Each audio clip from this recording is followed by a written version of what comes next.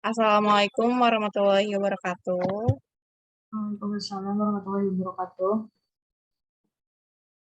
Salam sejahtera bagi kita semua yang terhormat kepada Bu Novitasari selaku dosen mata kuliah akuntansi bank dan teman-teman sekalian yang sedang menonton. Kami dari kelompok 8 ingin mempresentasikan mengenai akuntansi penanaman dana bank. Sebelumnya kami ingin memperkenalkan diri dulu. Di kelompok 8 itu ada Dianata, ada Mariam Tamu, dan ada saya sendiri, ini Daulia Primarika.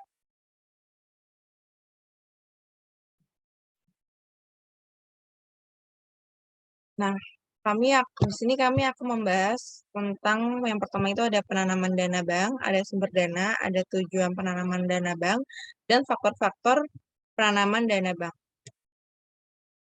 Terus subbabnya itu kami membahas kas bank, giro BI, dan giro bank lain. Nah, yang pertama itu penanaman dana bank. Salah satu bentuk penanaman uang yang dilakukan oleh suatu bank adalah penanaman dalam bentuk surat-surat berharga, yaitu instrumen-instrumen yang ada dalam pasar uang. Penanaman ini bersifat sementara dan dimaksudkan untuk dijual kembali setelah diproyeksikan adanya keuntungan dari surat berharga tersebut. Nah, penanaman dana bank ini meliputi penanaman dalam liquid atau kas, penanaman dana pada lembaga keuangan, penanaman dana dalam bentuk perkreditan, dan penanaman dana dalam aktiva tetap. Tujuan dari penanaman dana ini adalah untuk memperoleh atau menciptakan pendapatan bank melalui penciptaan aktiva produktif yang menghasilkan.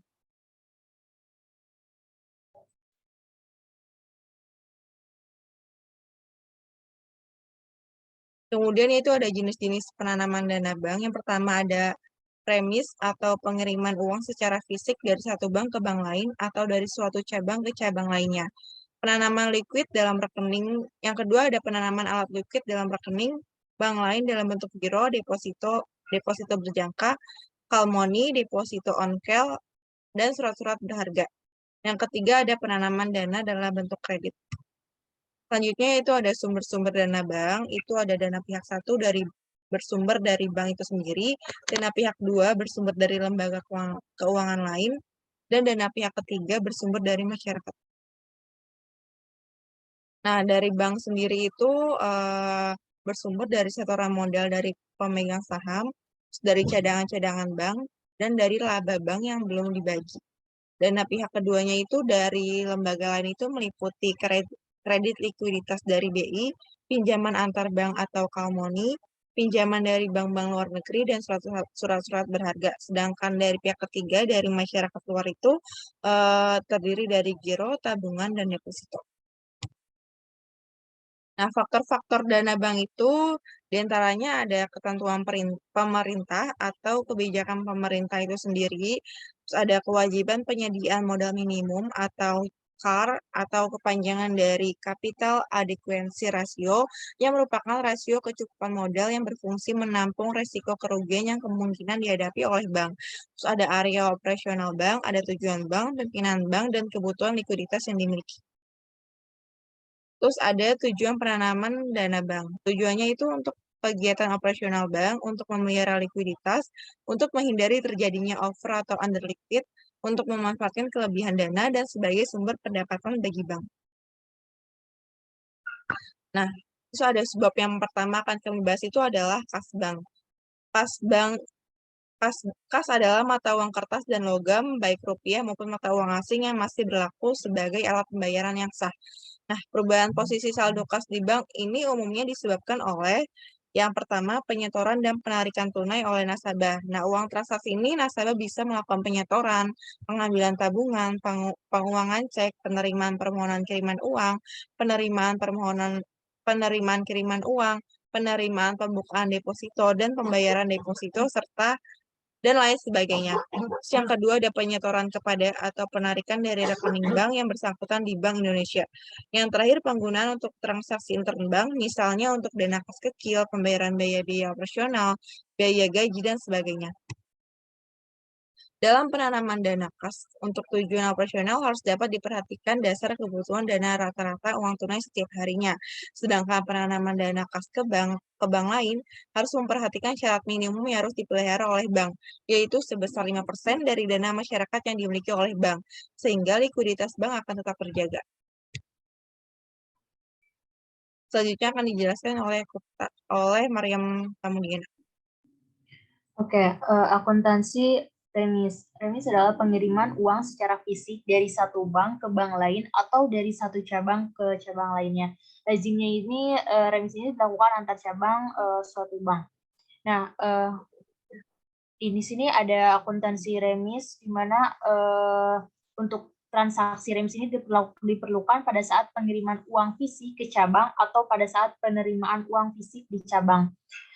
Di sini ada saat pengiriman uang tunai ke cabang, di debitnya itu ada rekening antar kantor cabang, kreditnya kas. Dan saat menerima uang tunai dari cabang, debitnya itu kas, kreditnya itu rekening antar kantor cabang.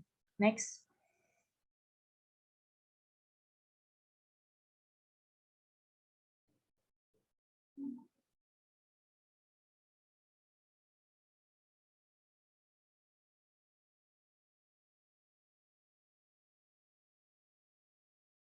Nah, untuk contoh soal transaksi pada remis, misalnya ini ada Bank Omega cabang Jakarta mengirim uang secara fisik sebesar 500 juta secara tunai kepada Bank Omega cabang Bandung yang disebabkan itu untuk kebutuhan alat likuid di cabang tersebut. Nah, untuk pencatatan jurnalnya itu, nah pada Bank Omega cabang Jakarta dibukukan di debitnya itu rekening antar kantor cabang Bandung sebesar 500 juta dan kreditnya itu kas sebesar 500 juta. Dan untuk pencatatan jurnal pada Bank Omega cabang Bandung dibukukan debitnya itu kas sebesar 500 juta dan kreditnya itu rekening antar kantor cabang Jakarta sebesar 500 juta. Next. Nah, selanjutnya ini ada penanaman alat likuid dalam rekening bank. Akuntansi penanaman pada bank lain ini meliputi saat penanaman, saat penerimaan, atau perhitungan bunga, dan saat pencairan. Nah, ini tuh ada akuntansi penanaman pada bank lain, misalnya saat penanaman. Ini tuh jurnalnya, debitnya itu bank lain deposito, debitnya juga ini ada bank lain call money, dan kreditnya itu BI Giro. Dan untuk penerimaan bunganya, debitnya itu bank lain deposito, kreditnya itu pendapatan bunga deposito. Next.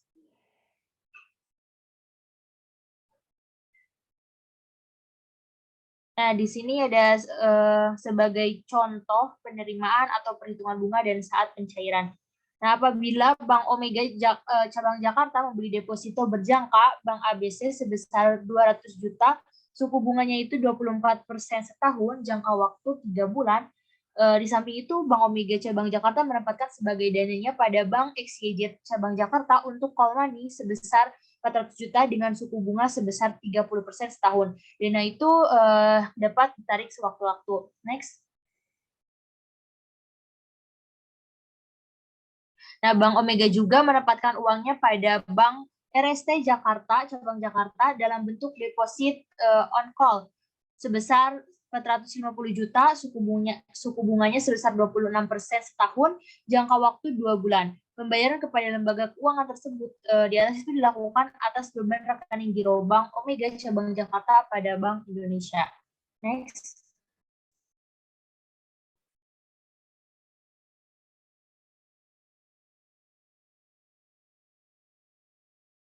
Nah, ini untuk pembukuan jurnal, pencatatan jurnalnya oleh Bank Omega cabang Jakarta. Itu yang pertama di debitnya itu ada bank-bank lain, yaitu deposito berjangka, rekening Bank ABC Jakarta sebesar 200 juta, dan masih di debit juga ada bank-bank lain, call money, rekening Bank XYZ cabang Jakarta sebesar 400 juta, dan juga masih di debit ada bank-bank lain, deposit on call, rekening Bank RST cabang Jakarta sebesar 450 juta. Dan untuk di kreditnya ada Bank Indonesia sebesar 150 juta rupiah. Next.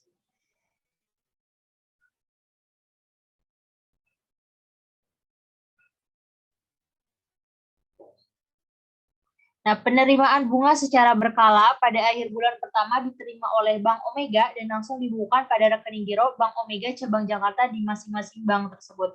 Nah, untuk debitnya itu ada bank lain giro rekening Bank ABC sebesar 4 juta, masih di debit ada bank lain giro rekening Bank XYZ sebesar 10 juta, masih di debit juga ada bank lain giro rekening Bank RST sebesar 9.750.000. Dan untuk kreditnya pendapatan bunga penempatan deposito berjangka sebesar 4 juta rupiah. Dan untuk kreditnya juga pendapatan bunga penempatan call money sebesar 10 juta. Dan juga di kreditnya terakhir ada pendapatan bunga penempatan deposit on call sebesar 9.750.000.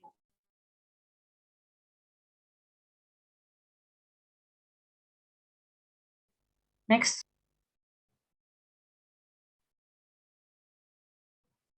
Selanjutnya akan dijelaskan oleh Saudari Dianata. Selanjutnya, saya akan membahas Giro Bank Indonesia. Giro Bank Indonesia adalah rekening giro bank umum atau komersial dalam valuta asing maupun valuta rupiah di Bank Indonesia atau BI. Dengan Giro BI, bank dapat membiayai transaksi antar cabang atau antar bank melalui penyelesaian clearing atau transfer. Di samping itu, Giro BI dapat digunakan untuk membayar penarikan deposito yang relatif besar dan pemberian kredit. Transaksi Giro BI lebih banyak berkaitan dengan transaksi clearing, pemindah bukuan, pengambilan, dan penyetoran uang tunai ke Bank Indonesia oleh bank komersil. Next. Selanjutnya ada contoh soal pengambilan dana. Pada tanggal 1 Desember 2020, Bank Maju Banten mengambil dana tunai di Bank Indonesia Banten sebesar 100 juta rupiah.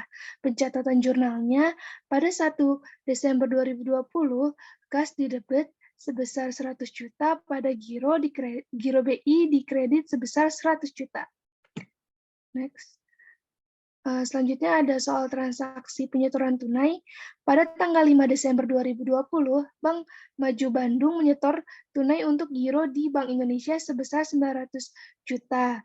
Pencatatan jurnalnya, pada tanggal 5 Desember 2020, giro BI didebit sebesar 900 juta pada kas di kredit sebesar 900 juta rupiah. Next. Selanjutnya ada contoh soal penarikan clearing. Pada tanggal 8 Desember 2020, Bank Banten menerima tagihan dari Bank Maju Bandung sebesar 200 juta untuk beban Tuan Melvi. Pencatatan jurnalnya, pada tanggal 8 Desember 2020, giro Tuan Melvi didebit sebesar 200 juta rupiah pada giro BI dikredit sebesar 200 juta rupiah.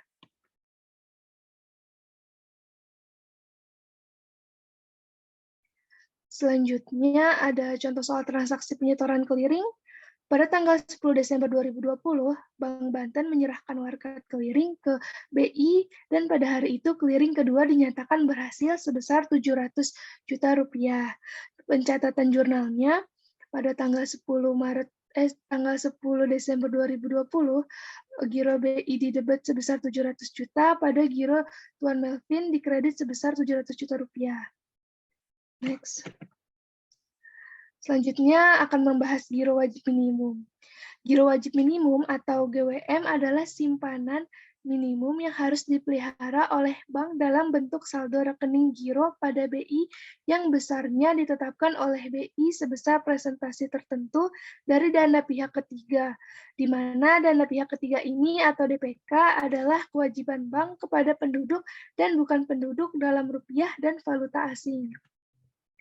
Ketentuan reserve requirement atau giro wajib minimum di Indonesia menganut legal reserve requirement yang berdasarkan kewajiban yang telah terjadi pada periode sebelumnya. Rasio GWM untuk valuta rupiah minimum 5% dan untuk valuta asing minimum 3%. Di sini ada formula untuk menentukannya. Giro wajib minimum sama dengan rata-rata harian jumlah alat liquid dalam satu masa laporan dibagi rata-rata harian jumlah DPK dalam satu masa pelaporan pada 2 masa pelaporan sebelumnya dikali 100%. Next. Di sini ada komponen-komponen yang diperhitungkan dalam penentuan giro wajib minimum rupiah. Ada komponen alat liquid. Di sini ada kas, terdiri dari uang kertas, uang logam yang dikeluarkan oleh BI menurut nilai nominal. Lalu ada giro BI, yaitu rekening giro milik bank yang bersangkutan yang berada di Bank Indonesia. Rekening ini tidak boleh dikurangi dengan pinjaman dari Bank Indonesia dan tidak boleh ditambah dengan fasilitas pinjaman dari Bank Indonesia yang belum digunakan tapi sudah disetujui. Misalnya kredit likuiditas Bank Indonesia. Selanjutnya, komponen dana pihak ketiga. Ada giro nasabah, yaitu simpanan masyarakat yang penarikannya dapat dilakukan setiap saat menggunakan cek, bilet giro, atau surat perintah pemindah bukuan yang lain. Lanjut, ada tabungan, yaitu simpanan masyarakat yang penarikannya dapat dilakukan menurut syarat-syarat tertentu. Lalu ada deposito berjangka, yaitu penarikannya dapat dilakukan di waktu yang telah ditentukan sesuai dengan perjanjian pihak ketiga. Selanjutnya lagi ada sertifikat deposito, yaitu simpanan berjangka yang penarikannya dilakukan dalam jangka waktu tertentu sesuai yang telah dijanjikan tetapi tidak bisa diperjualbelikan. Dan yang terakhir ada kewajiban jangka pendek, yaitu semua kewajiban bank selain yang disebutkan di atas. Dalam hal ini kewajiban tersebut sampai dengan 2 tahun dapat ditagih oleh pemiliknya dan harus segera dibayarkan. Misalnya itu kayak hutang PPH. Next. Di slide selanjutnya ada jenis-jenis giro wajib minimum. Yang pertama ada GWM primer, yaitu simpanan minimum rupiah yang wajib dipelihara oleh bank dalam rekening giro di Bank Indonesia yang besarannya ditetapkan dalam rasio terhadap dana pihak ketiga yang dihimpun perbankan. Setelah ditetapkan pada 16 Maret 2016, besaran GWM primer saat ini adalah 6,5%, yang sebelumnya sebesar 7,5%. Yang kedua ada GWM sekunder, yaitu cadangan minimum rupiah yang wajib dipelihara oleh bank berupa surat berharga, seperti sertifikat Bank Indonesia, sertifikat deposito Bank Indonesia, dan surat berharga negara. Besaran GWM sekunder ditetapkan dalam rasio dana pihak ketiga. Pada Maret 2016, besaran GWM sekunder ditetapkan 4% dalam rupiah dan falas tidak ada. Selanjutnya ada GWM LFR. GWM berdasarkan rasio kredit terhadap seluruh penghimpunan dana bank atau loan to funding ratio atau LFR, yakni simpanan minimum rupiah yang wajib dipelihara oleh bank dalam rekening giro di bank sentral sebesar persentase tertentu yang dihitung berdasarkan selisih antara realisasi LFR dan LFR target yang ditetapkan BI. Target LFR rupiah pada 24 Agustus 2016 diubah menjadi 80% sampai 92% dari sebelumnya 78% sampai 92% untuk falas tidak ada. Next, di sini ada contoh soal GWM. Bank Jaya memiliki rata-rata harian PK dalam rupiah dalam masa laporan sejak tanggal 9 sampai dengan 16 bulan Mei 2020 adalah sebagai berikut. Tanggal 9 sampai 11 Mei sebesar 35 triliun, tanggal 12 sampai 14 Mei sebesar 40 triliun, tanggal 15 sampai 16 Mei sebesar 55 triliun. Untuk perhitungan loan to deposit ratio selama tanggal 9 sampai 16 Mei maksudnya adalah sebesar 70%. Sedangkan perhitungan untuk giro wajib minimum selama tanggal 24 sampai dengan 31 Mei 2020 adalah sebagai berikut. Tanggal 24 sampai 26 Mei sebesar 3 triliun 150 miliar. Tanggal 27 sampai 29 Mei sebesar 3 triliun 550 miliar. Tanggal 30 sampai 31 Mei sebesar 6 miliar. Maksudnya 6 triliun. Selanjutnya ada suku bunga JIBOR untuk tanggal 27, 28, dan 29 Mei adalah 9%. Di sini diminta, yang pertama itu disuruh hitung giro wajib minimum untuk PK tanggal-tanggal tersebut di atas. Yang kedua, hitung jasa giro yang diberikan oleh Bank Indonesia kepada Bank Jaya beserta jurnalnya. Dan yang ketiga, hitung penalti yang diberikan oleh Bank Indonesia kepada Bank Jaya atas kekurangan GWM beserta jurnalnya. Next. Di sini ada perhitungan giro wajib minimum untuk tanggal 24 sampai 26 Mei 2020. Perhitungan ini menunjukkan total GWM sebesar 3 triliun 150 miliar.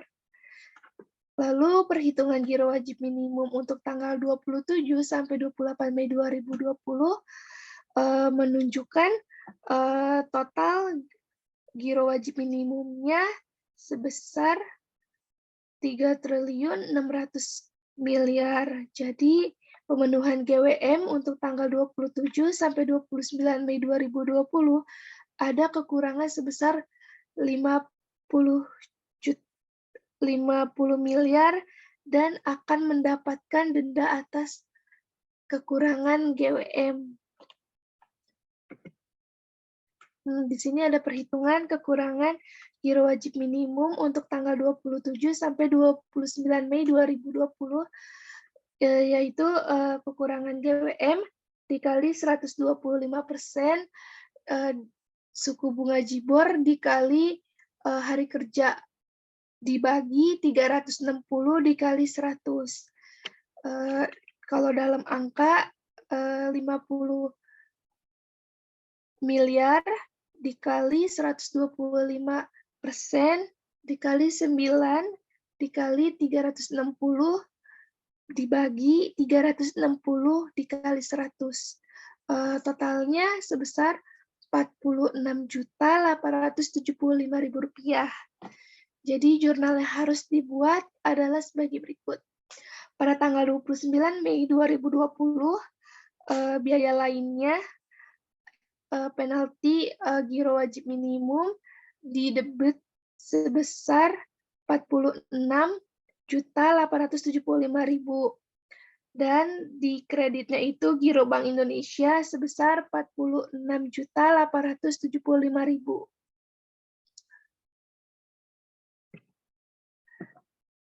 Selanjutnya ada perhitungan giro wajib minimum untuk tanggal 31 sampai 3 maksudnya dari tanggal 30 sampai 31 Mei 2020.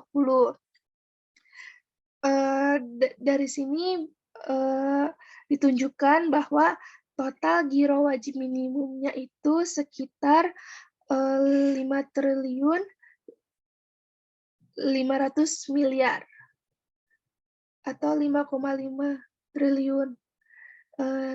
Jadi pemenuhan GWM untuk tanggal 30 sampai 31 Mei 2020 adalah kelebihan sebesar 500 miliar dan akan mendapatkan jasa giro GWM. Nah, perhitungannya jasa giro atas kewajiban pemeliharaan GWM untuk tanggal 30 sampai 31 Mei 2020 adalah 0,0175% dikali 2 triliun 750 miliar sama dengan totalnya itu Rp250.000 dikali 2, jadi totalnya itu Rp962.500.000. Jurnal yang harus dibuat yaitu Giro Bank Indonesia didebit sebesar Rp962.500.000 dan pendapatan bunga dikredit sebesar Rp962.500.